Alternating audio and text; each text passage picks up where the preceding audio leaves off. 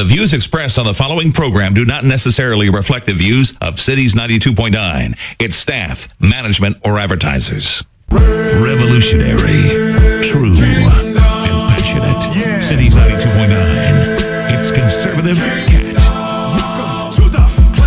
Yeah, I don't like rhinos. I don't. I'm not a big fan. I'm not a fan of people being weak.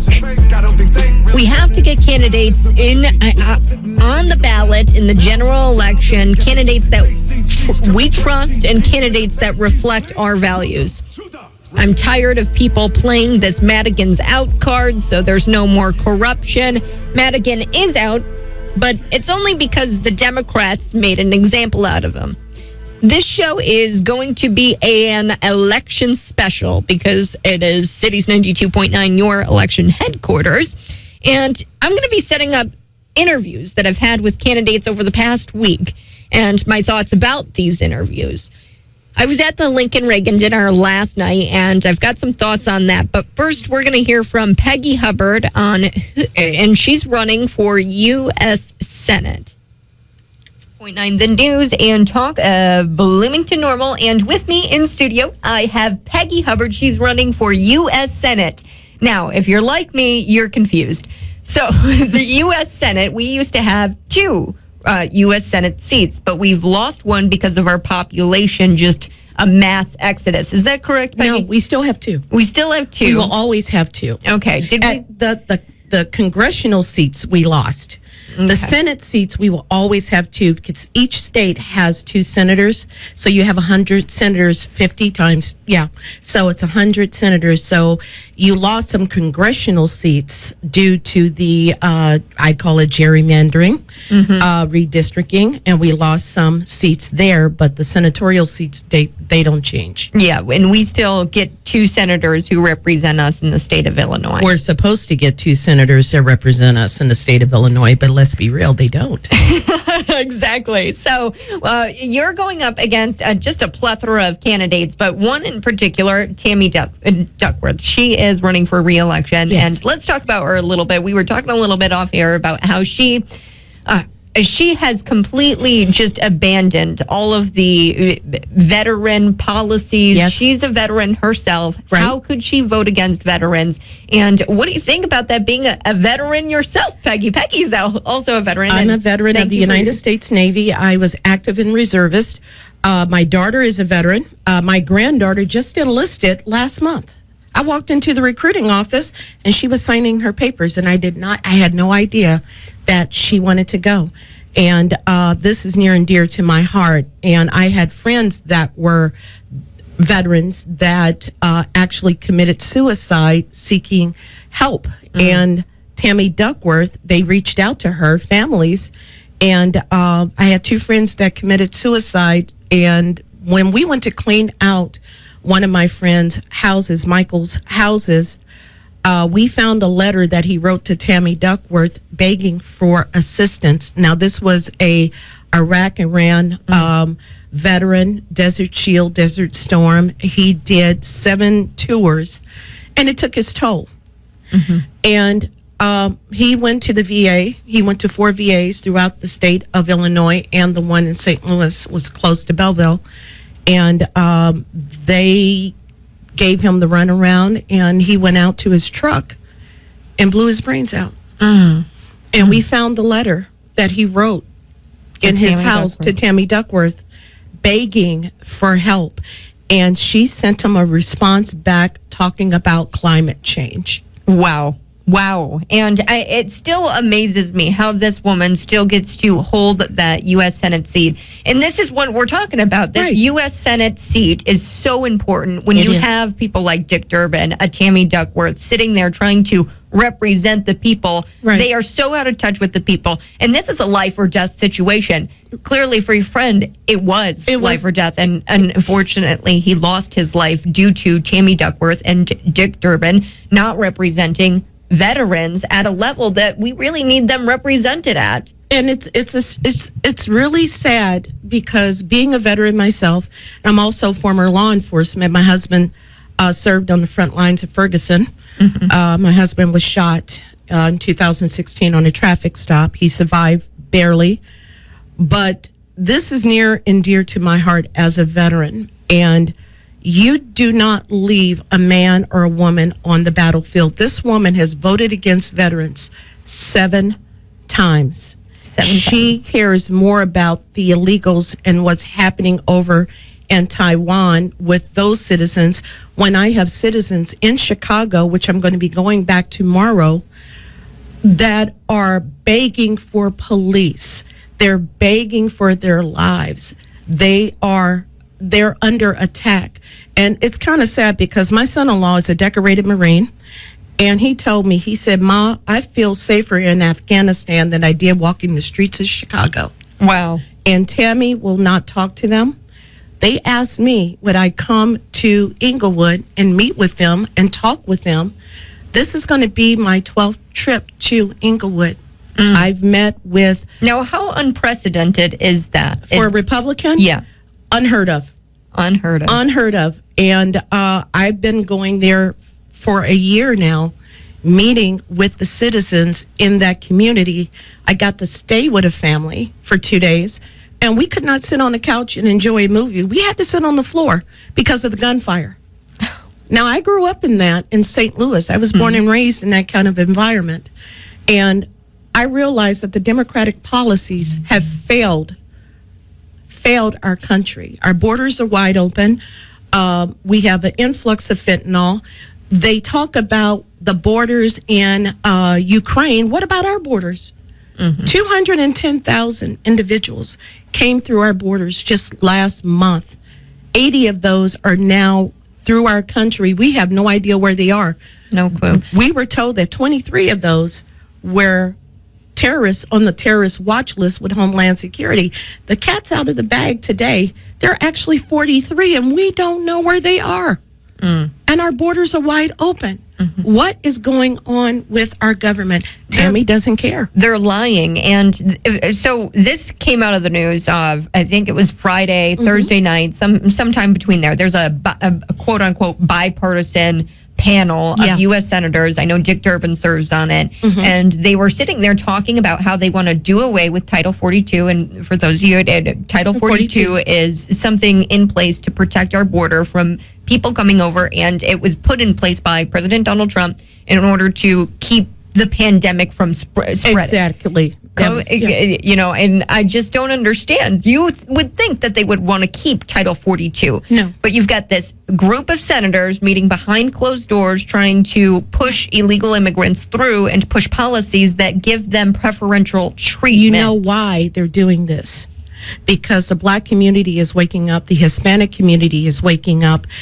They just did a Fox News poll showing where the minority voters are now turning away from the Democratic Party. So they're trying to build another class of voters. If we give you just the same thing they gave us before I left the Democratic plantation, we were told that we had to be Democrats. You had to vote because if we vote, we'll give you stuff. We'll give you free things. We'll give you free college and medical and dental.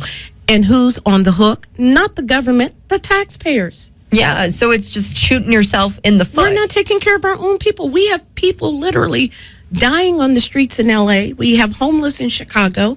We have homeless veterans. Let's take care of our veterans before we take care of them. Our police officers are killing themselves in suicide at a higher rate. We just lost a police officer in Knox County. I saw. Who was killed. And I met this individual at one of the dinners. Talented, bright, future ahead of him. And you heard nothing from Tammy Duckworth on this loss. She does not acknowledge the loss of our veterans, of our military men and women, and our law enforcement and our first responders. But I'm not taking anything away from Tammy because I'm a veteran and I appreciate her service. But she wants us to elevate her sacrifice, but she ignores everybody else. This is a woman that claims to love America but hate Americans. Yes. And this is the reason why I got into this fight. I got into this fight because I was sick and tired of my country and my young people and my older people like you guys being called racist because of the color of your skin. Yeah. So we're looking at reverse racism. And Tammy Duckworth is supposed to be above that and represent everybody. But she tells people, I'm not going to vote for you unless you're black, you're gay, you're transgender. If you're white or a white male, you're SOL. Yeah, this kind of reminds me of the Senate approval. So this would have been in your hands if you were our senator, and you should have been. All right. Well, we're going to pick it up where we are left off in this interview. You're listening to Conservative Cat, Cities 92.9, the news and talk of Bloomington Normal. Text in 309-451-9299. You can also call me. We'll chat about Peggy's interview. Coming up, I asked her about this Senate approval of I'm Not a Woman, Ketanji Brown Jackson, the Supreme Court Justice. Keep it right here. The left loonies can't cancel me, Mark Levin. Catch me on the only conservative station in Bloomington Normal. Weekdays at 5 p.m. on Cities 92.9. Cities 92.9. It's Conservative Cat. On my right, thousands by my side. That weather has been really crazy. It's almost like the screaming liberals that you see on the street with the masks. Oh gosh, I saw this video of a guy and he had pepper spray pointed towards an unmasked fellow citizen in an airport, and he was at the airport and he was about ready to spray this pepper spray at another gentleman because he was unmasked. It was all caught on video. Hey, it's Conservative Cat, Cities 92.9, the news and talk of Bloomington Normal. Now, that's a crazy story about a masked individual trying to pepper spray an unmasked individual. But what's even crazier is Midwest weather. So keep it right here. Snyder Insurance, your severe weather center. A tornado watch in effect until 8 p.m. And it looks like there's going to be some showers tonight. We haven't really gotten a whole lot of wind. It was really nice when I came in here. It looks pretty sunny out there right now, but the clouds are looking really, really funky. So a 40% chance of showers tonight, thunderstorms mainly before 9 p.m. Some storms could be severe, large hail, damaging winds, mostly cloudy. Then it gradually is going to become clear.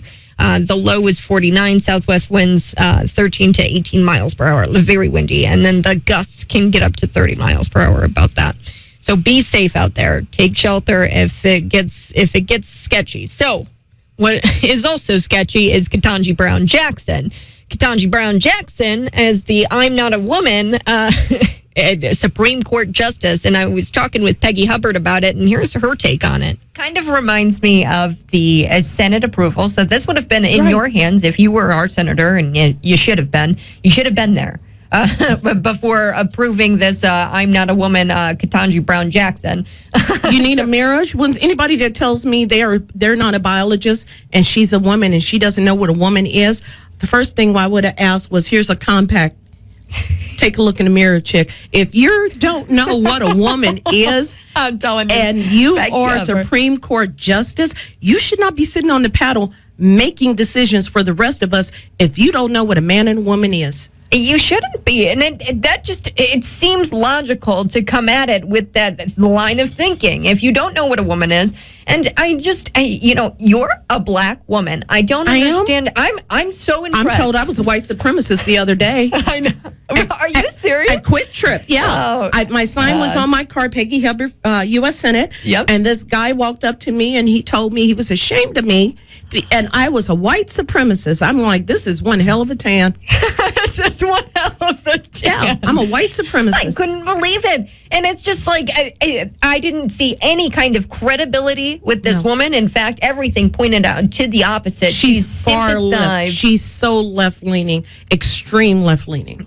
With pedophiles. I mean, she's sympathizing with pornographers. And then you have Dick Durbin coming out and trying to backpedal what child pornography is. He's getting out there. He's saying that child pornography, because it's on the internet, it's a decision. And are you kidding me? I'm not kidding. I've got the clip. I know. I've seen it. He said, he goes, child pornography, if that's your decision, you're most likely going to use the internet. Yeah, well, no, derp. Say, Durbin. Duh. Yeah. Duh. He goes, it's different and it's changed. And he took the same position. How's he know that it's changed? How did he know it changed? Yeah, I know. How did he know? And you start to question, like, why are these people doing this? Why are these people even our elected officials? And see, and this is what kills me. People say, well, Peggy, you're not, I get this. And it really makes me mad. And it's like a pat on the head. We like you. We like the fact, and this is coming from our own party, we like the fact that you're running, but we don't think you're smart enough to be a United States Senator. The qualifications to be a United States Senator is you must be 32 years of age and live at least 1 year in the state in which you want to represent. Now, we have educated people in Washington, D.C. How is it working out for us right now? Highest inflation, gas tax, can't afford our medication. My insulin, and I'm diabetic, insulin dependent, my medication under Trump was $30. My insulin. My insulin is now almost $180. Oh, and now my husband was just diagnosed as a insulin dependent diabetic. So you're telling me that I am not smart enough? What we don't have in Washington, D.C.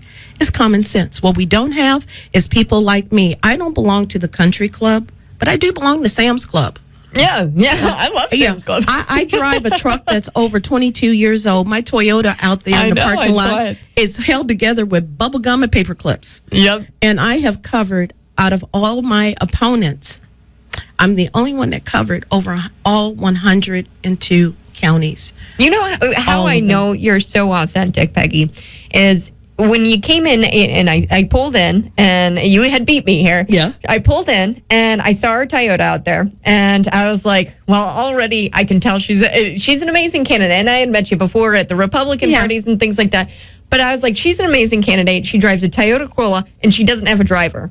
No. Every single every other politician that rolls in here, every Congress person who currently, even Scott Preston rolling in. And I love Scott. I love Scott Preston, but they're rolling in very nice vehicles, and I just don't feel represented. The average person doesn't have this broad, no, we're not rocket scientists, no, right? No. I just get behind a microphone and I talk for a living, but that's all I do. And it's just like, I just want somebody to represent me. Who understands what you're going through. I know what it's like to be broke. I've been homeless with 2 babies. I've been an abused woman in a bad relationship. I got myself out of it, pulled myself out of it, got myself together, met a remarkable man who I've been married to now going on 35 years next month. We raised 6 children together. We have 22 grandkids, and we are still madly in love. And he is my soulmate, and I've known him since he was 7. And he serves as well. He's law enforcement. He's law enforcement, and he was in Ferguson. He was Darren Wilson's training officer. And Darren and I still keep in touch. He said if it wasn't for my Charlie, he never would have made it. He would not have survived that encounter with Mike Brown. And I got to see the car, and this man fought for his life. He did. There were bullet holes all over that car. And I'm surprised that he even survived that encounter. But shortly thereafter, my husband on July 3rd, 2016, was on a traffic stop, and he walked up to the car, and the guy shot him point blank, and then shot him again while he was down. And he's now doing 27 years in prison in the same cell with his father, who's doing double life. See, and there's something there with the black community that really needs something other than Democrat policies. And we're going to hit it when we come back. It's Conservative Cat. Keep it right here. Hey, it's Conservative Cat Cities 92.9. So this show, we are setting up all of these candidates that I've interviewed over the past week. I was at the Lincoln Reagan dinner yesterday, and one of the interviews I've done is with Peggy Hubbard. Now, she's one of the strongest candidates I know. We're going to continue her interview, but I also interviewed Tom Demmer, who's running as a state treasurer. We'll also hear from Esther Joy King. She's running in the congressional district. Most likely, Rodney Davis is not your congressman anymore. He won't be in your district. He's not running in your district. He's not going to be on your ballot. It most likely is Esther Joy King who's going to be on your ballot, and she's being primaried by Charlie Helmick. and she is up against there's a plethora of Democrats running in that district, and it was gerrymandered in order for that Democrat to win that district, this District 17. It encompasses a lot of Bloomington Normal, or all of Bloomington Normal and parts of East Peoria. It goes up into the Quad Cities. They wanted to loop Bloomington Normal into there because Bloomington Normal, quite frankly, super, super left. We're going to talk about how Peggy left the Democrat plantation, a little bit more about her story. But I hope you guys are staying safe. Another weather update for you. There is a tornado watch in effect until 8 p.m. tonight. You're going to want to keep it right here for all those updates. It's Conservative Cat. Donald Trump is officially on Truth Social, and he is creating truths. Hey, it's Conservative Cat, Cities 92.9, the news and talk of Bloomington Normal. He actually just recently came out on Truth Social and posted this really cool thing. So Trump posted, he goes, just revealed the Biden administration, on top of all the other horrible things happening in our country, will be putting a longtime political operative in charge of censoring free speech. They don't go after Facebook, Instagram, China's TikTok, or any of the others that are so unhinged, corrupt, or radical left. Our fake news media refuses to cover the facts as our country spirals into hell. Yeah, this is just another sign of our country spiraling into hell. A local story, Knox County Sheriff Deputy struck and killed. Murder of police officers, it was up 59% in 2021. Many are ambush attacks. If you were really worried about misinformation causing violence and threats to state institutions, you would start with the BLM lies. So murders of police officers, they've rose near 60% in 2021, and it's just getting worse. And this Knox County Sheriff Deputy was struck and killed by a suspect's vehicle as he was trying to just set up these spike strips. It's so sad. And he was intending to stop this suspect. The Illinois State Police reported that the suspect's vehicle crashed into a field north of the intersection, and Galesburg officers apprehended the suspect after a brief foot pursuit. I mean, here's this guy, a deputy, a young guy, a family. He was killed in the line of duty. And we hear stories about this and stories after story about this. But the Knox County State's Attorney, Jeremy Carlin, and the sheriff, David Kelg, they're going to be working on the investigation. And it's just the BLM lies. We should be focusing on this and not misinformation, what you and I say on Twitter. I think that's the last of our problems. And Peggy Hubbard would agree. Her husband actually was in Ferguson and was shot. Here's more of that interview. Feel free to text in, call in 309-451-9299. I'm just setting up these interviews on Conservative Cat today. I did a whole lot of them. I went to the Lincoln Reagan dinner, and I'll share some thoughts on that here after we hear from Peggy a little bit more. Hey, it's Conservative Cat on Cities 92.9, the news and talk of Bloomington Normal. And with me in studio, I have Peggy Hubbard. You know her, you love her. She's running as U.S. Senate. She's got her sparkly American flag high heels on. And we were talking a little bit about voter integrity because there is a plethora of candidates against you, Peggy. Yeah. And I know Bobby Piton. Is it Bobby Piton? I think so, yeah, Piton. Okay. Yes. Piton.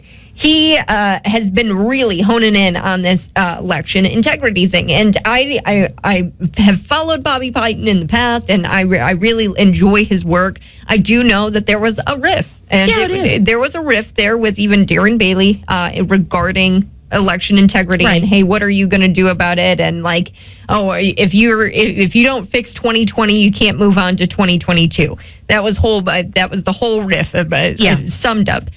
Now, what do you bring when it comes to voter integrity, election fraud? How are you going to combat that in the U.S. Senate?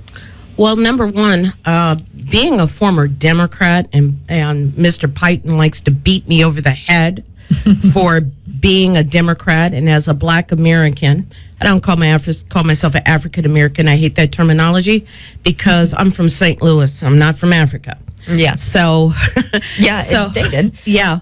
So, we've been told as Black Americans that we had to be Democrat. You don't look around the corner. You don't look under the bed. You are what you are. You will vote Democrat. And I woke up from that, like I was telling you early in the broadcast. Ferguson woke me up from that. And seeing the sideways of the Democratic Party, I broke away.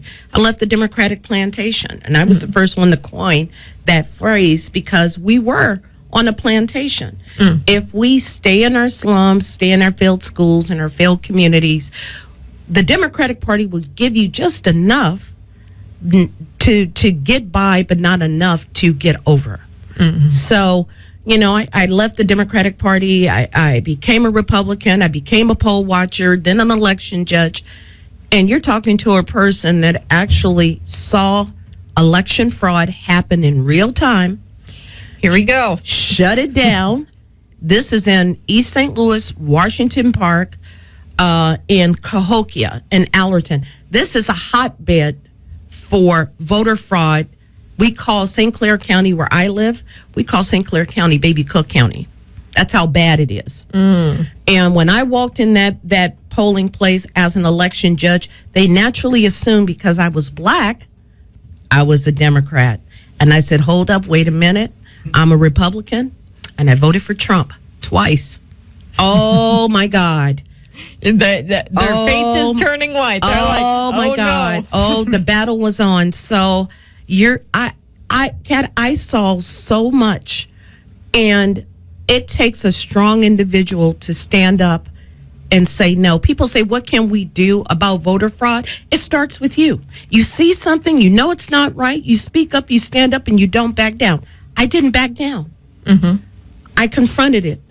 I had a man that had 2 driver's licenses, and we don't have voter ID, but he was so drunk, he pulled these IDs out and he hit the floor. And I looked at them, and both of them had 2 different addresses for 2 different precincts in that city. So I called down to St. Clair County Courthouse to check his status of his address. He had 2 more addresses on file. No. Yeah. Oh, no. Yeah. And so we're going to give him a provisional ballot.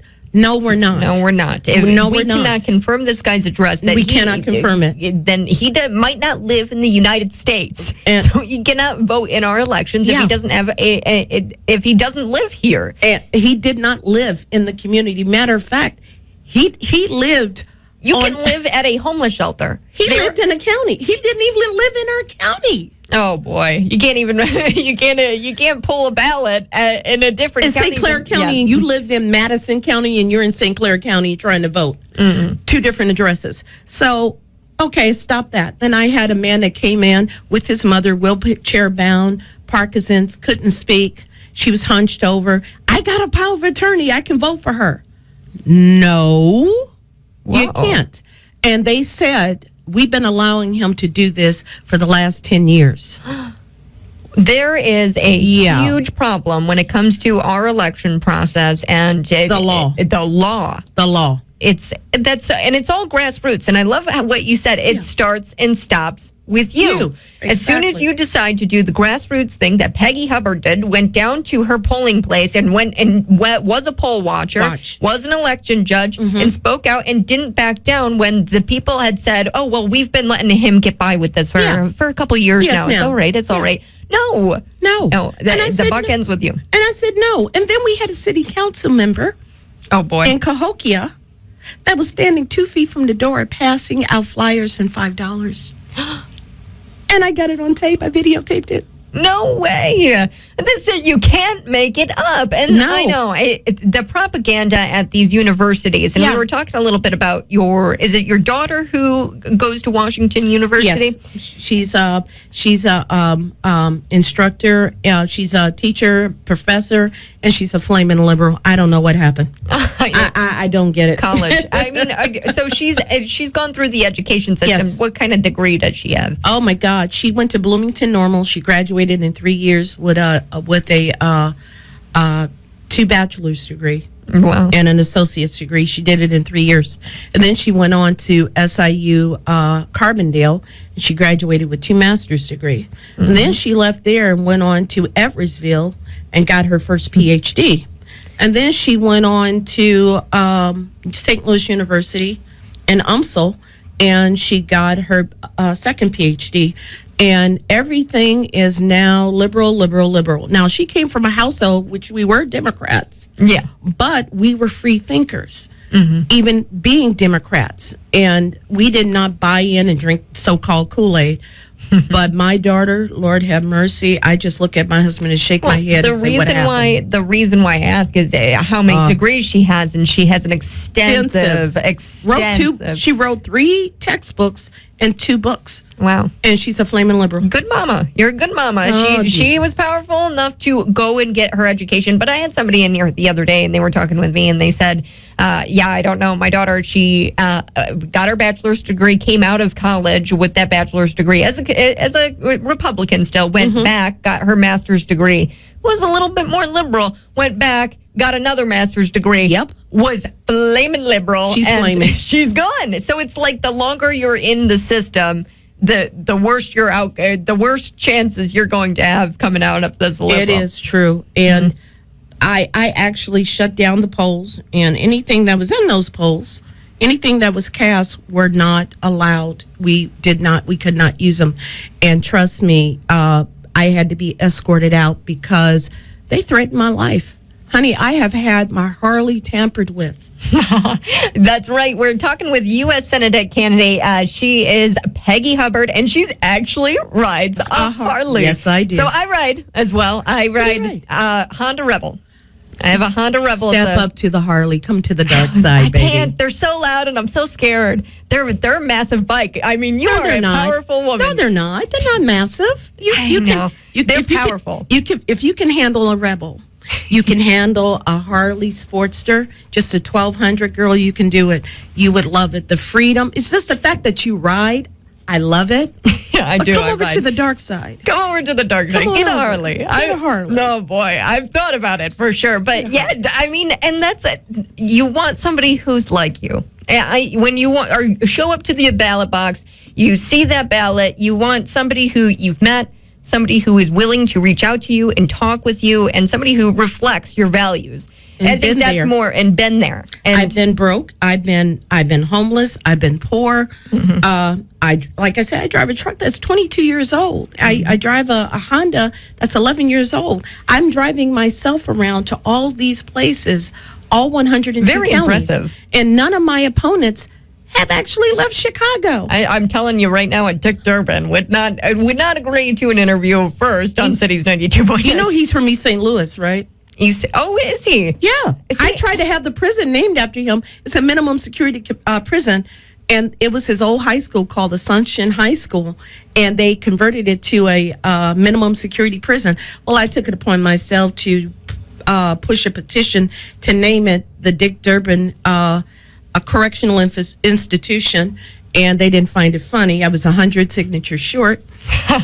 You wanted the prison to be named after Dick Durbin. It's apropos for Democrats. Why not? So he is just awful. Well, we're pushing up against a break. Peggy, how do we find out more about you, and where do we go to support your campaign? Well, you can go to my Facebook page. I have a public figure page. Right now I'm pushing almost over 500,000. Peggy Hubbard is my public figure page. And then I have my campaign page on Facebook, Peggy Hubbard for Senate. And you can go to peggyhubbard.org/donate, because even though I'm running and they told me I'm the front runner, I need gas money. Signs cost money. Airtime. We're about to buy radio spots next week. So we're actually pushing the envelope. And I've been on the road since last Monday, and I'm not going home until Wednesday of next week. So, and I miss my husband. I know. And I always see all of that. And I'm starting to interview quite a lot because we're getting close. Yeah. June 28th is the primary, and there is a plethora of Republican candies out there. 7 of us. 7. Seven. Isn't that kind of funny? Okay, so real quick, before we Yes. go to break, I know, we're pushing up. But before we go to break, what is it about Democrats? They always seem not to have challengers. So I'm looking at, and this is kind of a trend because the governor, J.B. Pritzker, he's only got one challenger. Because he put them all in our race. That's why. They're all in the Republican race. Let's be real. That's why. Stop laughing. It's true. It is. They put them in our race. Our race has morphed. So they don't run on the Democrat side. They come over and run on the Republican side, and they run as Republicans, and they're actually Democrats. And we know who I'm talking about. Yes. All right. Well, that's going to do it for us here. Go on over to PeggyHubbard.org. .org and Peggy Hubbard on my Facebook page, Peggy Hubbard, my public figure page. And I contacted Elon Musk. I had 1.1 million followers on Twitter, but they took me down because I was there on January 6th, and they called me an insurrectionist. And I was told if I'm elected U.S. Senate, they're going to try not to seat me.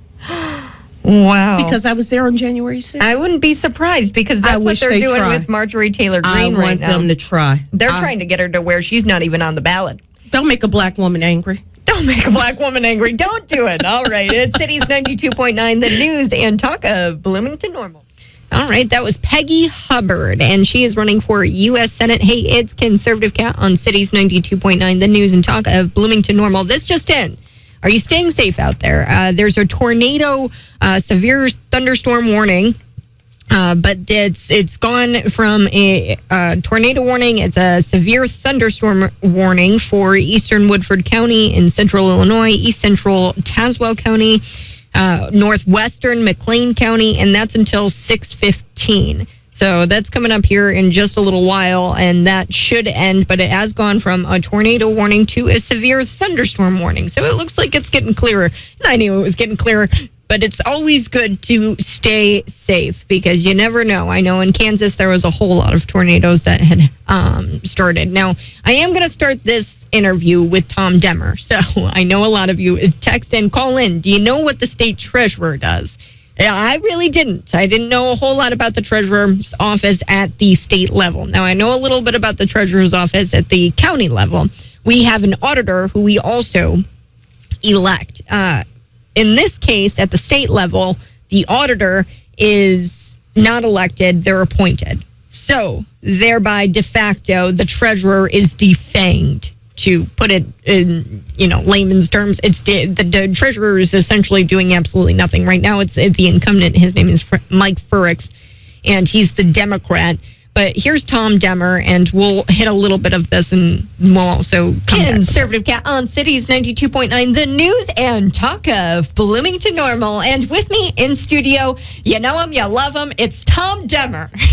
Tom Demmer, I've had to do a little bit of homework on you, Tom Demmer, and believe me, it wasn't easy trying to figure out what a state treasurer does. I think the best way to kind of get at this is just give us a little synopsis of what the state treasurer does and what your goals for that position would be in 2022.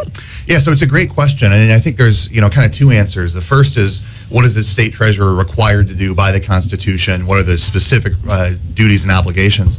But then also, what could it do? What should the office be doing? So on the first side, essentially the state treasurer is responsible for managing the state's accounts. All the money that's held by the state in hundreds of different accounts, all the investments that are held by the state are managed by the treasurer's office. And so you think about there's also the office of the comptroller. In Illinois, those two financial offices are split. A lot of states, they're the same. They're under one roof, but in Illinois, there's two. Comptroller writes checks, does the short-term cash flow. Treasurer's office is responsible for longer-term investments and holding those accounts. But I think it's a better question to say, what could the treasurer's office be? And I really think that the treasurer should be somebody who's speaking up on behalf of taxpayers, who's trying to educate members of the General Assembly, municipal leaders about how the decisions that they're making today about the state's finances, how they're going to impact us long term. How they're going to, are we passing balanced budgets? Are we sweeping funds where we shouldn't be sweeping funds? Are we setting ourselves up for structural imbalance? The treasurer of Illinois should be more of a fiscal watchdog, and that's just not what we have today. Right. And what would you say about Mike Frerichs? Am I saying that right? He's the incumbent. That's right. And he's a Democrat. Mm-hmm. And what is he doing? We're going to hit Mike Frerichs and how he's running the treasurer's office next on Conservative Cat Cities 92.9. Livingston County, it looks like there's a line of storms about ready to arrive in about 10 minutes or so. Now, there is a thunderstorm warning for northeastern Logan County, DeWitt County, southeastern Tazewell County, McLean County, and that is until 6:45. Now, that is a severe thunderstorm warning that has been added to this severe thunderstorm warning added to eastern Woodford County, Tazewell County, and northwestern McLean County. So now it encompasses all of McLean County. Looks like it's starting to pick up a little bit out there. I'm looking at the clouds. It's not looking all that pretty. Now, one thing that isn't looking all that pretty is this ballot. I'm going to hit it a little bit in this interview with Tom Demmer. Before we get into that, I wanted to read this. This is from Charlie Kirk on his Twitter account. The far left denies basic biology. The far left abandoned law and order. The far left rejects basic concepts of economics. The far left wants to desecrate the West's sacred places. The far left is profoundly racist. The far left wants to groom your children. These are the things that are on the ballot. They are. That it's not names. It's not Tom. Yes, there are names on the ballot, and you have to associate the names with these issues. These are kitchen table issues. And another thing I wanted to read was the food processing plants. That's one thing that's going to be on the ballot. They're not accidentally burning down at this rate. I mean, we went from 2 food processing plants in 2021 burning down to 2022. Fast forward to 2022, there's been near 20 or over 20 food processing plants burned down. This is not coincidental anymore. It's and coincidentally, they're saying it's becoming landing pads for plane crashes at the rate that they are. That's what the Democrats are saying. They're like, oh, well, it's because they're going to be plane crash landing spots. But what? How many times does a plane actually crash? You know the statistics. They say the statistic every time you get on a flight. They're like, oh, you have more of a chance of dying in, a car crash. You have more of a chance dying from a cheeseburger that you ate at McDonald's than dying in a plane crash. Those are very infrequent, and the left trying to push that out is actually a joke, and it's absolutely hilarious. Our food supply is under attack in America. The question is by who? They're attacking your children. They're attacking your wallet. They're desecrating our history. They're denying you of your basic biology, what's in between your legs. And they're rejecting basic economics, basic concepts of economics. Why are they doing this? Is it because of the New World Order? Is it because globalism is the thing that they are ready to take on? They want to take on a new world order. They want to take on a one world society where we all have the same economy, where we are all the same gender. Because if we aren't a binary, right, and this is why they say non-binary. If we don't have female and male, then we're all just kind of guessing what our genders are, and then we're all lumped in together under one crazy mess. It's not one gender, but we're all lumped together under the term non-binary. They want everybody to be non-binary. It makes it easier for them to push out this one world order. Another thing is this disinformation governance board. The Biden regime is considering diverting VA funding to the southern border to deal with the crisis it created. Yes, that's happening. Our veterans are not going to be getting their money because the Biden regime is going to be taking those funds and putting it towards the southern border to deal with the crisis they created. let me get this straight. We're sending $33 billion to Ukraine, and it's no big deal. But we have to rob from our veterans who gave up all of themselves for illegal immigrants, so that way they get preferential treatment. All right, we're going to hit Tom Demmer and his race. There's something very peculiar about his race. I'll tell you about it next. The news you need. The music and revolutionary, true, and passionate. Cities 92.9. It's Conservative Cat. All right, so we've got the latest on the weather. That just changed from 8 p.m. to 6:15 p.m., but there are a few other, and it's not a tornado warning anymore. It is a severe thunderstorm warning. So there has been a thunderstorm warning for eastern Woodford County in central Illinois and Tazewell County, also northwestern McLean County is looking really rough. That's until 6:15. But additionally to that, this just in, northeastern Logan County is looking at a severe thunderstorm warning, as well as northwestern DeWitt County, southeastern Tazewell County, and the entirety of McLean County is now under a severe thunderstorm warning. So for our entire listening area, be safe out there. I did get a text in, 309-451-9299. You can always text in, let me know what's going on in your area in regards to this severe weather. There is hail coming for Streeter, bad rain and hail. So hail is looking like it could get up to an inch. That's what the Lincoln, or the National Weather Service in Lincoln has issued, that hail could get up to an inch. So be safe out there. Winds could get crazy, and there's other locations in the path of this severe thunderstorm. That's Hudson, El Paso, and Gridley. Hey, it's Conservative Cat, Cities 92.9, the news and talk of Bloomington Normal. And there's so many things facing us right now. Our children, our taxes, our inflation, the globalist agenda, meaning your food supply, and trying to get you to conform to non-binary genders. All of it. All of those issues are on the ballot, not necessarily these names. So I had an interview with Tom Demmer. We get into it, and you're going to see why I think there's a take that he had, or there's a take that I have about some of the aspects that he included in this interview. Here we go. Right. And what would you say about Mike Frerichs? Am I saying that right? He's the incumbent. That's right. And he's a Democrat. Mm-hmm. And what is he doing with taxpayer money? Then I'd imagine it's corrupt. And I'm just going to say it. I'd imagine it's corrupt. I don't know. I haven't really looked into it. I've looked into the Attorney General race. I've looked into the Secretary of State race. I've looked into what all of these different positions do. How is that relationship between the governor and the treasurer and Mike Frerichs, and how he kind of manages the treasurer's office? Well, look, Mike Frerichs he's just not been speaking up for taxpayers at all. I mean, you're hard pressed to find him saying or doing much of anything that's on the side of taxpayers.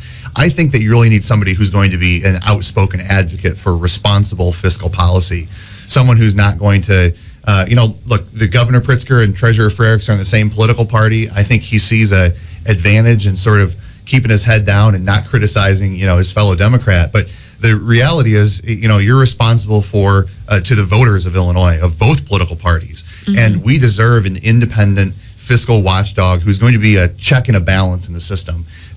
Mike Frerichs has not done that. Mm-hmm. The other thing, if anybody has heard of Mike Frerichs before, they probably remember that in 2020, when the graduated income tax increase was on the ballot, Governor Pritzker was pushing that hard. Mike Frerichs has been supportive of every tax increase he's ever seen, including when he was in the Senate sponsoring the graduated tax amendments year after year. But during that debate, during the 2020 debate, Mike Frerichs said one of the reasons he supports the graduated income tax is because it would open a conversation about taxing retirement income in Illinois. And so, thinking from a senior's perspective right now, somebody who's living on a fixed income with a retirement account, with a pension, there are a lot of those folks are leaving the state of Illinois already. I think the last thing we need to do is add another tax on seniors and drive more and more of them out of the state of Illinois. That's what Mike Frerichs wants to do. Yeah. And I totally agree that there's something broken there, and there needs to be somebody at the door saying, no, not today. And I do want to get to your background a little bit. So I looked into were a public relations coordinator. Woohoo! Kind of in my realm. I went to school for journalism. Yeah. So you were a public relations coordinator in a hospital. So what was that like? And that's kind of starkly different from managing numbers. Now, what kind of led you to wanting to do numbers? Yeah, so I've been involved in hospital administration back in my hometown of Dixon, a small independent hospital there.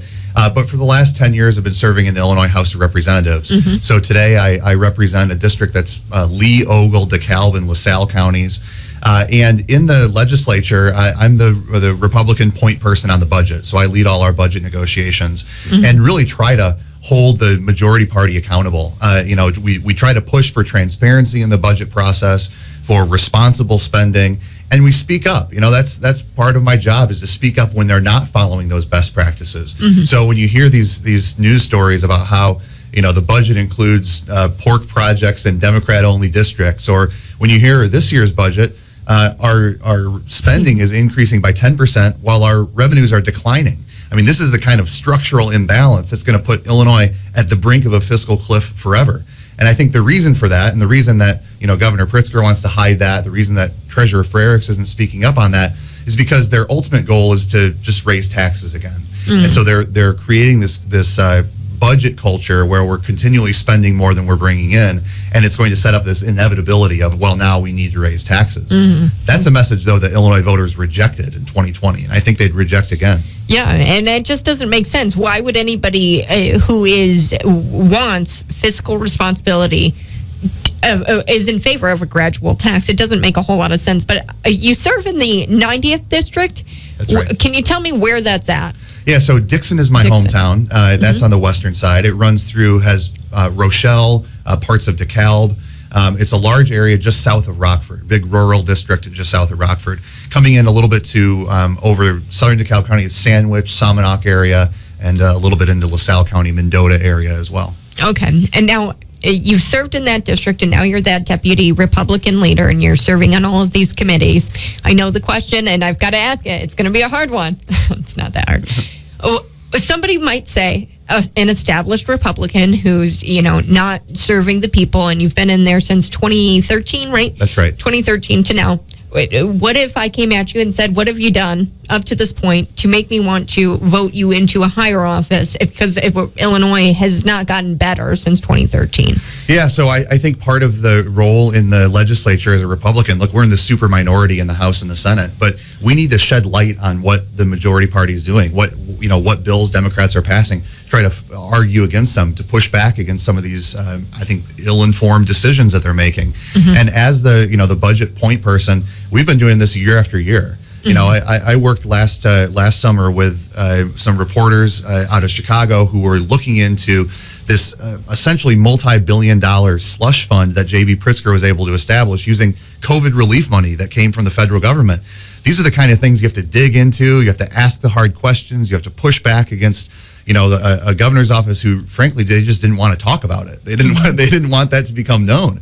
And so, trying to push and call attention to these things, I think has made some people wake up and say, hey, we've got to be a lot more cautious about, how we're spending taxpayer dollars, and think that there's going to be somebody down there who's going to be a check on the system to say, we're not just going to all go along and get along because we're in the same political party. Mm-hmm. And now you have suggested before that you wanted to combine the comptroller's office and the treasurer's office. Now, my question to you would be, I don't know how to feel about that. I do kind of like the idea of somebody being separate of the treasurer and writing out the check, so that way, you don't have that corruption of like, oh, I'm going to write this check because I'm going to, reap some sort of benefit, and I know where we're at. Like having somebody write the checks and also know where we're at physically as a state kind of sits uneasy with me. I don't know why, but maybe you can help me figure it out. Why should we combine those two? Well, first, it's a little bit abnormal in Illinois to have those two financial offices split. In many more places and in a lot of other units of government, there's sort of one financial officer, and they're responsible for both the long term and the short term. And so they have to balance those priorities and understand how some of our short-term decisions impact the long-term fiscal health, and vice versa.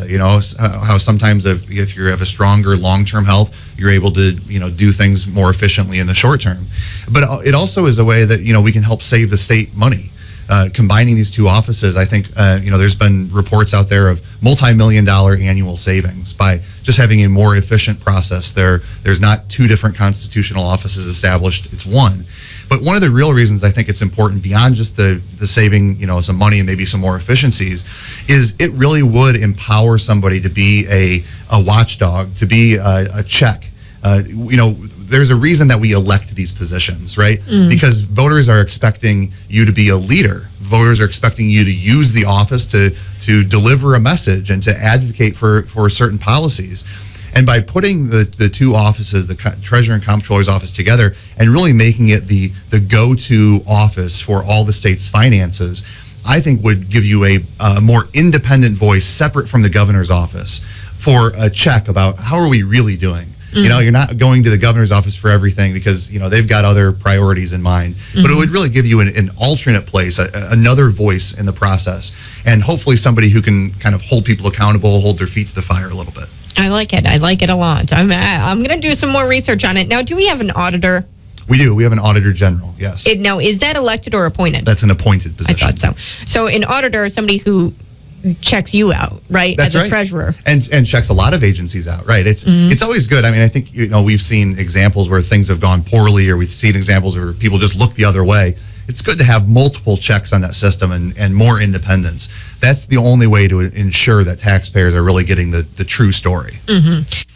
And what other ways are there to make sure we get the true story? We've got one more question for Tom Demmer, and you are going to lose it when you hear it. All right, it's Conservative Cat Cities 92.9. Come back after the break.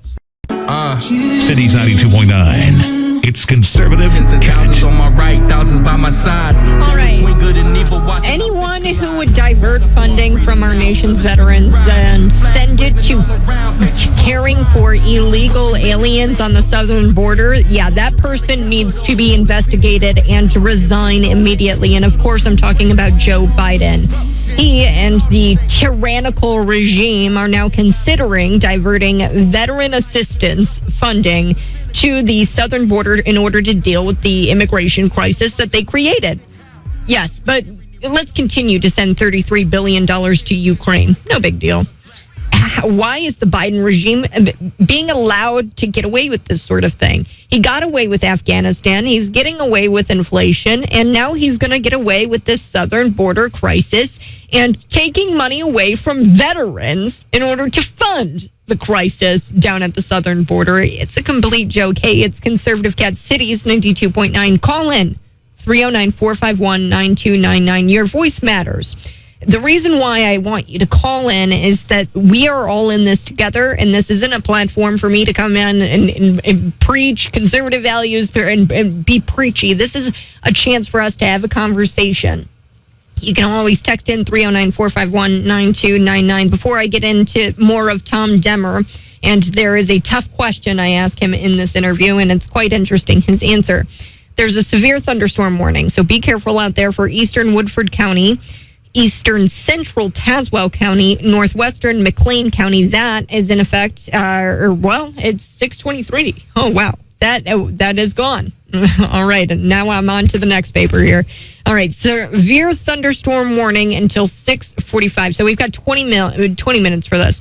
Northeastern Logan County in central Illinois, northwestern DeWitt County, southeastern Tazewell County, and McLean County. Now, there's other locations of the path of this severe thunderstorm, and it includes Downs, Cooksville, and Colfax. So be careful out there. It looks like it's starting to clear up a little bit here in Normal, but I'm sure it looks a little bad towards the north. And now I did hear on our text line that there was some hail in Streeter, some hail and rain.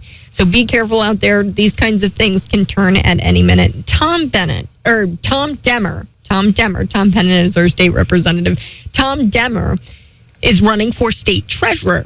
Now, you might not know exactly what the state treasurer does. What they do is pretty much take money and allocate it in places, and they kind of work with the money, and then they send it to the comptroller, and the comptroller actually writes the checks. Now, in some places, the treasurer and the comptroller are in one position. And in other places, the auditor isn't appointed, they're actually elected, which I would love to push for the state of Illinois. An auditor is so important. At this point, the auditor is appointed by Governor J.B. Pritzker, and the auditor is pretty much running things that the treasurer should be doing. This is Tom Demmer, and this is an interview we had, and I asked him a tough question here. Listen. Now, you mentioned efficiency, and I got to hit you with another hard one. Okay, so Irvin Bourne. Are you an Irvin Bourne candidate, and what does that mean to you, and how should we think about that as a voter, and were you slated on a petition? And I personally, I don't know if I like slated petitions. It doesn't sit right with me because Tom Millhiser, I think he was also slated on that petition, and our state rep here, he's running for Secretary of State, and he kind of laid it out for me in our processes and stuff like in that, and how a slated petition works. So how are you, and how does that kind of sit? Can you separate yourself from the Irvin Bourne ticket, or are you tied to it? So I'm supporting Richard Irvin and Avery Bourne for governor and lieutenant governor, but I'm running for treasurer. And I'm running with a team. I was on a shared petition with John Millhiser, Steve Kim, and Shannon Tracy. And the four of us, I think we shared an outlook about how we wanted to go at the various offices we were running for. But ultimately, we shared an opportunity to get on the ballot through that petition. We're still on independent offices, right? We're on different lines on the ballot, and it'll be up to voters to make the best determination in each case. Now, I did want to also ask, your background. Do you have any kind of like physical money background that gives you kind of a leg up over the candidate you're running against? And I've got it pulled up. I forget who it is. Mike Frerick. So I've spent 10 years in the House working on the state budget. Prior to that, I served on the Lee County Board and served on the Finance Committee at the Lee County Board. And then in my work in the private sector in hospital administration, heavily involved in setting organizational strategy, organizational budgets. Working quite a bit on that in the healthcare space as well. And then somebody else is on the primary ticket with you, and I don't know if. Actually, I'm the only one. There was another candidate who filed, but they didn't have enough signatures. So they didn't retain on the ballot. Okay. All right. Well, I think that does it for my questions. And specifically Bloomington Normal, we have a big spending problem here at the local municipalities level. A lot of capital projects, a lot of things like that. One more question I wanted to ask you was about this tourism campaign, ad campaign from Governor J.B. Pritzker. I call him Jelly Bean. So Governor J.B. Pritzker and this ad campaign tour, is that actually going to work and get Illinoisans to come here? Well, or get people to be Illinoisans. I think we might want to focus a campaign on getting people to stay here who are already here. And the way to do that is to show them that we're serious about changing the way the government works. I mean, the proof is going to be in the pudding on these things. It's going to take more than just a clever ad or a clever slogan to get people to view the state of Illinois differently.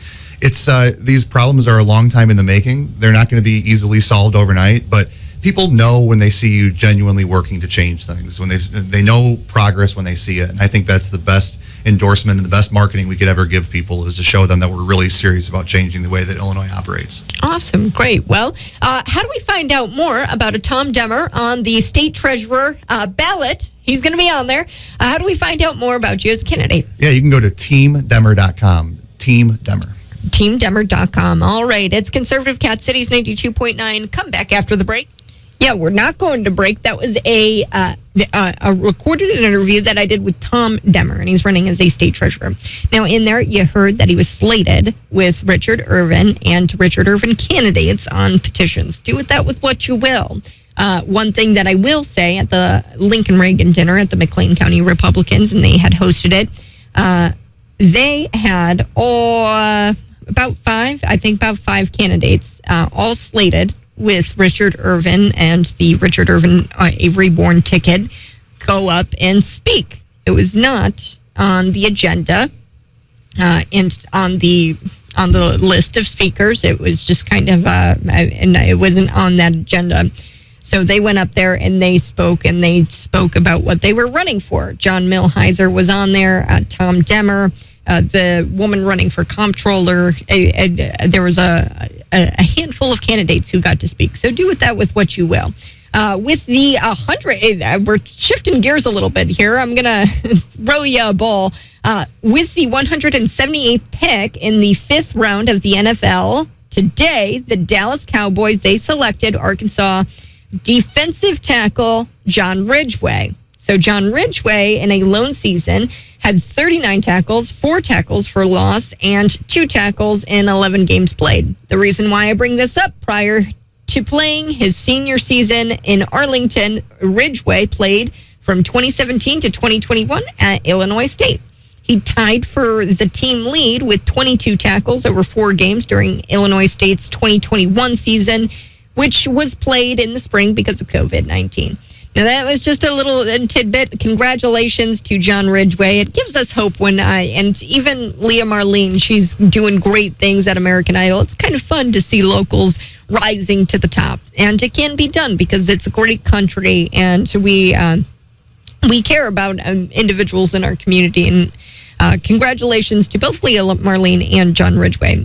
All right, shifting gears a little bit here. We're going to start this interview with Esther Joy King. Esther Joy King, she's running in the 17th Congressional District, and she really is. She is just a joy. Listen here. It's Conservative Cat on Cities 92.9, the news and talk of Bloomington Normal. And with me in studio, I have Esther Joy King. And she is just an absolute joy. And I absolutely, it's just, you're one of those candidates who are, you've always got a smile on your face. And I'm super excited because you have a new office space here in Bloomington Normal. We do, yes. Kat, I am so honored to be here today and to be in Bloomington Normal as a whole. So I ran for Congress in 2020, but the congressional district looked a little different in the 2020 election. And now with the redistricting, I have the whole urban area, the city of Bloomington and Normal. Mm-hmm. And so it's a whole new environment for me. I get to make a lot of new friends, meet a lot of new voters, and make connections here. And so it truly is a joy to be in Bloomington Normal. Mm-hmm. And we've got a lot of ground to cover. I do want to get into this Disinformation Governance Board. I don't know if you've heard anything about that. You mean the Ministry of Truth? The Ministry of Truth. I don't know. It's going by so many different names. I'm just so confused. And so right now, I think he's going through some hearings, and that's Alejandro Mayorkas. I call him the Dorcas. But he's going through these hearings and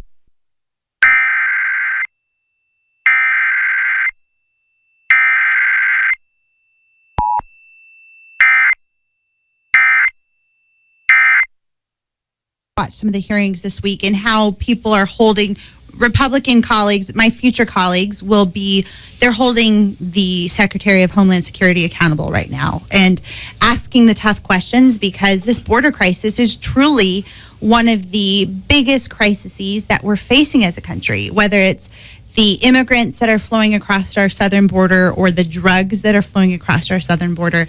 I mean, it's affecting just normal everyday people here in central Illinois, whether we realize it or not. Whether, like, I get my job as a congressional candidate is to talk to people, and I hear story after story after story on the drug crisis and how people are losing sons or daughters or neighbors or cousins or friends to people overdosing on fentanyl. Mm-hmm. And all that is flowing directly across our southern border. So the fact that Secretary Mayorkas was not telling the truth and claiming that we have the border crisis under control is just absurd. And we have got to bring accountability. It's why I'm running for Congress, to represent our voices, what matters to us right here in central Illinois. Yeah, and I think it's, I can't remember the U.S. Senate. I think it's pretty close. I know that they hold a little bit of a majority. The Democrats do, the U.S. Senate does, but they built this bipartisan type panel, bipartisan, I'm saying that in quotes, bipartisan type panel in Dick Durbin. He's on there. And I don't know. I feel like the Department of Homeland Security needs to have those checks and balances in place. But is that kind of the congresswoman's job to keep that Department of Homeland Security in check and national security? I know Darren LaHood, he's in the 16th, and we're running in the 17th. Esther Joy King. Neighbors.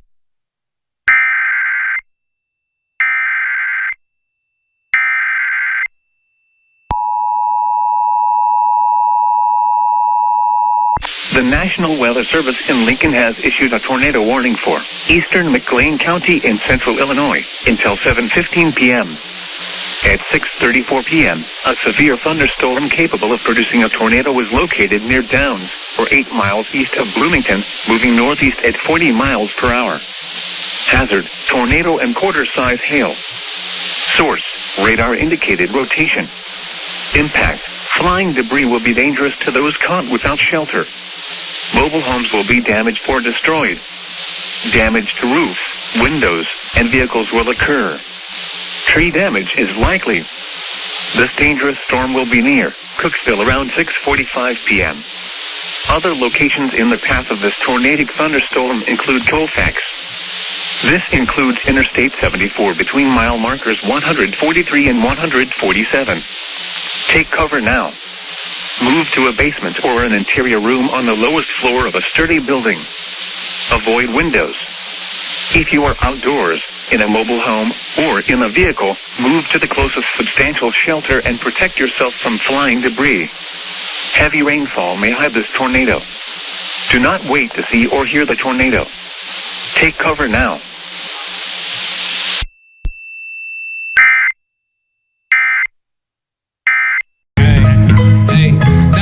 It's Conservative Cat. Like it or not, see the energy you had with Barack. Cause you know this Trump train don't stop. Tell Beto to please come try to take my block. You wanna impeach it? Hey, it's Conservative Cat on Cities 92.9, the news and talk of Bloomington Normal, and it's not looking great out there. Tornado watch until 8 p.m. tonight. This is just in. There's a tornado watch until 8 p.m. tonight. It's for the entire listening area: McLean County, Logan, Marshall, Sangamon, Woodford, Tazewell, Menard, Macon, Christian, and DeWitt.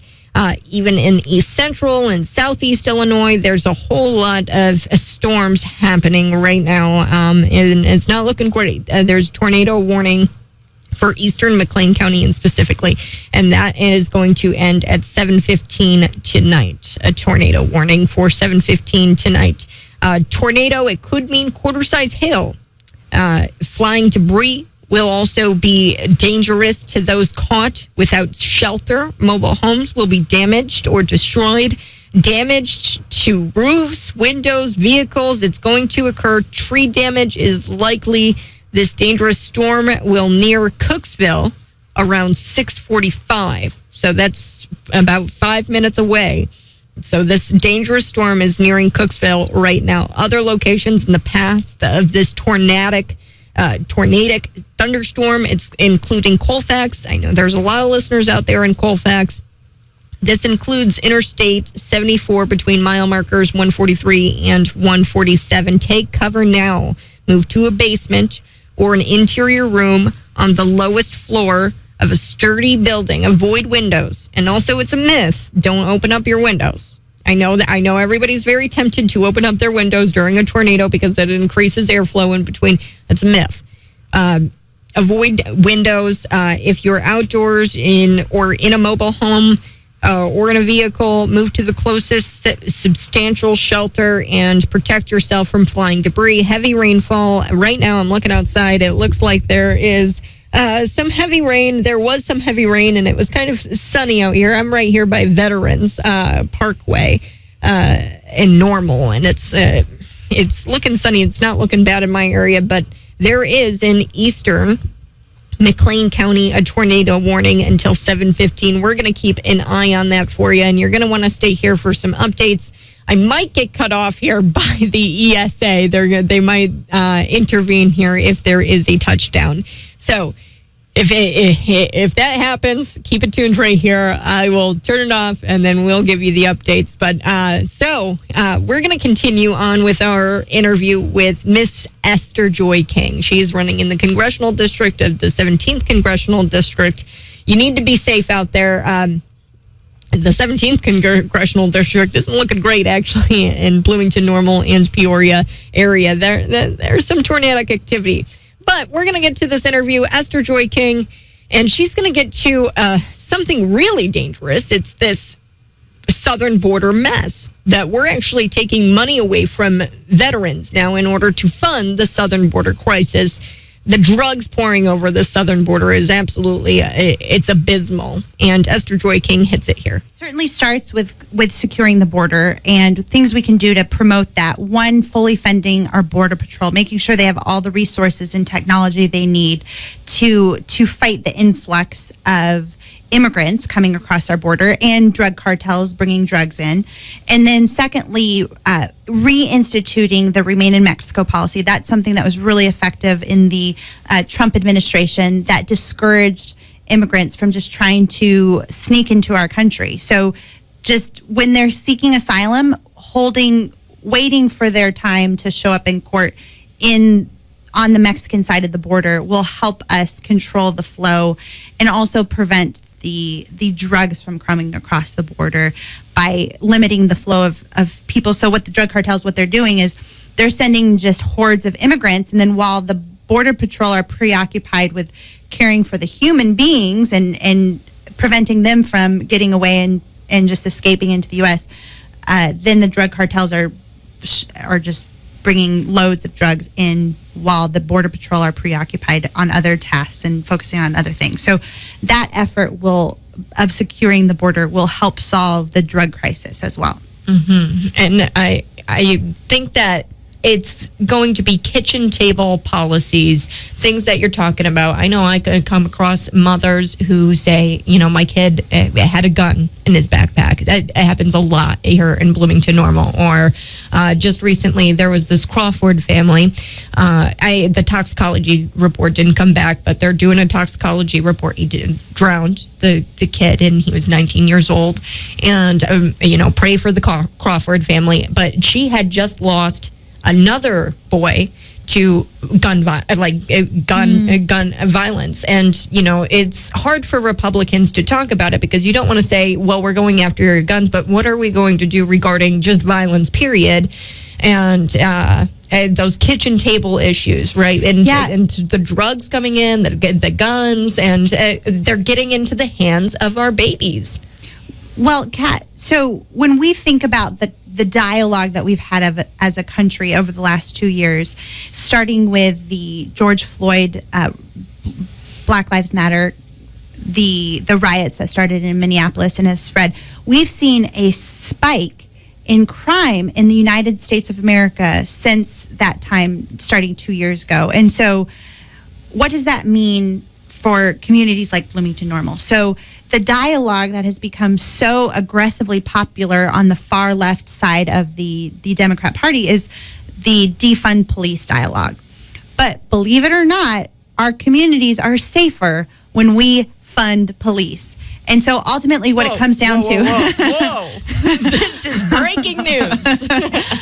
Ultimately, what it comes down to is the critical aspect of supporting our law enforcement, making sure that we are supporting the people who put their lives on the line every single day to make sure that we're safe and our communities are safe, and building a just a system that allows police to do their job, that allows families to feel safe and have access to services that they need, and making sure that we're building communities that promote safety and security for each and every one of us across the board. And that's the bottom line of where all this starts, to move towards safe communities. Safe communities and strong communities infrastructure-wise. So Rodney Davis used to be my congressman, so it will most likely be you. Now, there is another fellow on the Republican side of things. His name is, and it escapes me, he's technically on there, and I don't know why I don't remember him. It's Ballotpedia. I looked at it. And who's running against you? For the primary, so yes, there is someone on the ballot against me, and so we need people to turn out and make sure you go vote in the primary on June 28th. But the great news is, Kat, that we are such a strong campaign. We have a ton of support, and we are fully confident that we're going to win the primary, and we appreciate. I'm so grateful for every single person that's going to go vote. Actually, early voting starts before we know it. I believe it starts May 18th is when early voting starts, and then leading up to the primary on June 28th. So thank you to everyone listening for your vote. It matters. We're going to blow this primary out of the water and use that momentum to take us directly into the general election to November 8th, 2022. And I looked it up. It's Charlie Helmick. And I haven't seen a whole lot of traction with Charlie Helmick, but there are 7 Democrats who you would have to face in the general if you hopefully were to just win one. the primary. This primary, there's several. You would have to face a Democrat, and it's not going to be Sherry Bustos, who was... She is retiring, that's right. Yeah. She's the incumbent, and she's stepping aside and retiring from the position. And so, yes, you're right. There are 7 Democrats that are primarying each other to see which one of them will run against me in the general election. Now, come general election, is there going to be a shift in campaign momentum? Are you going to have to change up some messaging? Or how are you going to come at this in the general? Really, Kat, when I'm going around talking to people, whether they're Republican, Independent, or Democrat, what I'm learning right now is across the board, people are just mad about the cost of living increases that we're all dealing with. No one likes spending more than $4 a gallon to fill up their tank of gas. Parents are concerned about being able to afford food to feed their families. I mean, these inflation issues that we're dealing with as a country are making everyone, Democrats, Independents, and Republicans, are all in for Esther, for me, because they're upset about the one-party control that's going on in Washington, D.C., the far-left progressive agenda that's taken a hold of the Democrat Party in D.C., whether it's the Biden White House or the Senate and Chuck Schumer or Nancy Pelosi in the House of Representatives.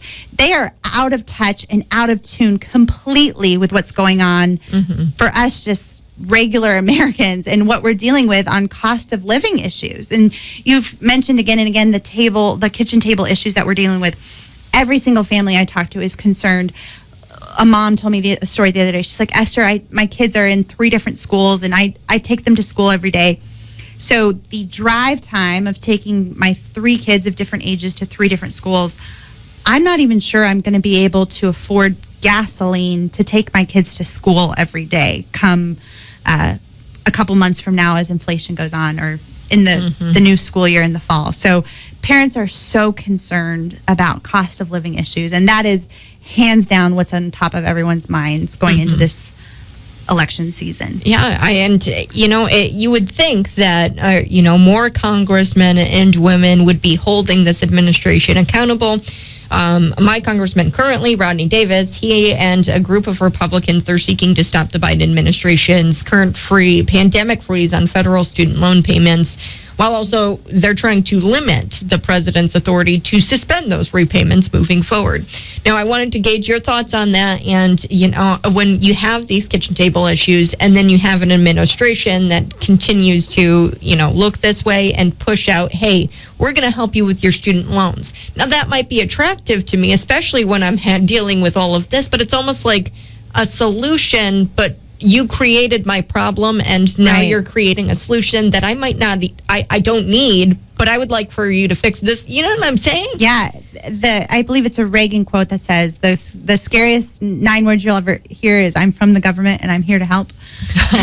And you're right. Yeah. The school loan issue is a government-created issue. So the government getting involved in securing student debt has been part of the cause of why universities have felt comfortable charging such high prices for education in the first place, because they're like, oh, the government's paying for it. We'll just increase our prices and make more money, because who's paying for it? Well, it's like play money in this system. And Kat, this is a personal issue for me. So I have student loans from my time in law school. I'm a lawyer. And then I joined the United States Army to serve my country as a JAG officer. And thank you for your service. Oh, it's truly an honor. We've got a great country. It's worth fighting for. Oh. So I do carry student debt, and I personally believe it's my responsibility to pay that debt off, because I've been rewarded with a degree and I can be a practicing attorney. And I don't think someone that pays tax dollars to our government should be responsible for my career choices and paying for my career choices. That is my individual responsibility. And the Biden administration's prioritization of this issue is, again, another underlying indication that they are completely out of touch with central Illinois, western Illinois, northern Illinois, where this congressional district is.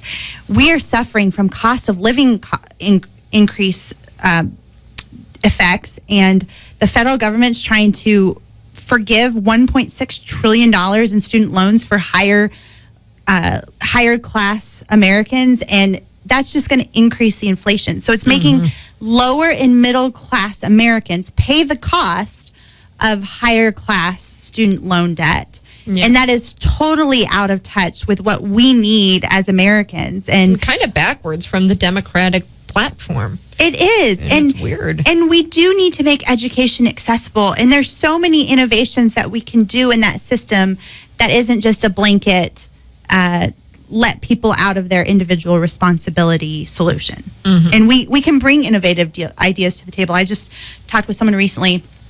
So anyone that goes into a nonprofit job, this is true in the medical field, this is true in the legal field, the government, if they serve for 10 years, the government will forgive their loans for having put in the work and given back to in a nonprofit setting.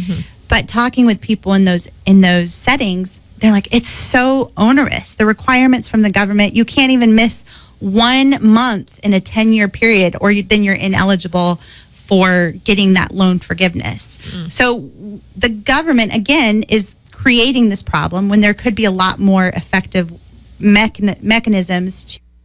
Now, this just in, I'm sorry to cut into our interview with Esther Joy King. She's running in the congressional district. A tornado has touched down in Colfax. We're going to cut to WMBD's live feed. Tornado. We have a confirmed tornado on the ground in McLean County. Rough approximation of that tornado. This happened here just a few moments ago. 3200 east, 1700 north was the ad. Colfax 655. Again, I would assume it's there now. And Forest at 7:20 p.m. These storms are moving quick, so your time to react is going to be limited. But this is a report. We had a confirmed report of a tornado on the ground in McLean County. That was about 8 minutes ago. This morning does not include Bloomington. Bloomington is in the clear at this point. I know your radios are probably going off at that time, which prompted the original tornado warning. And then spotters confirmed a tornado at 6:46 p.m. near Cooksville. So tornado warning continues until 7:15 p.m. Storm continues to lift its way up into Livingston County and will continue to pass between or very close to Fairbury, Forest, and Chatsworth. Cropsey's also included within this warning. Severe thunderstorm warnings continue for eastern Livingston County until 7:30 p.m. So far, no new additional reports on whether or not that tornado is on the ground, but we will continue to treat it as such. All right, that's our WMBD coverage. I will be coming back to that here in just a second, but I am going to read this to you. Tornado warning for eastern McLean County. That's going to be in effect until 7:15. And then there has been a touchdown tornado in Colfax. This is a massive storm. It is vital that you take cover immediately. Now, Chris Yates did say that there was going to be Bloomington is out of the clear or out of the woods.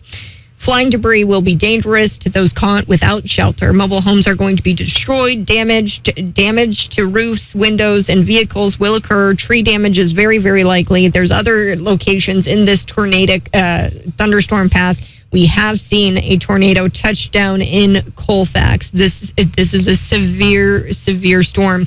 It's gone through Cooksville. It was pushing its way. This storm system was pushing its way through Cooksville, but it decided to touch down in Colfax, and now it's kind of approaching up to Fairbury. And it looks like this storm system is going to go through Fairbury. All right, we're going to cut to WMBD's live coverage right here. Mainly some heavy rain at this point. He's talking about additional Colfax. storms in further down the line here near Hayworth. Probably getting some hail out of that, along with some heavier rain, but it is not severe currently.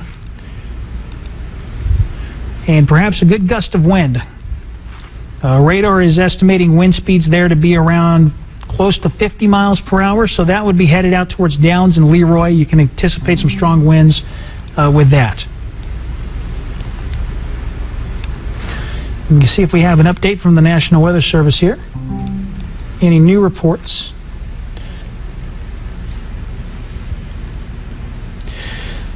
Spotters are reporting that they no longer are able to see the tornado. All right, they're no longer able to see the tornado. I'm going to come back with some more breaking coverage on this tornado that did touch down in Colfax. Spotters are saying that they cannot see it anymore. Come back, it's Conservative Cat.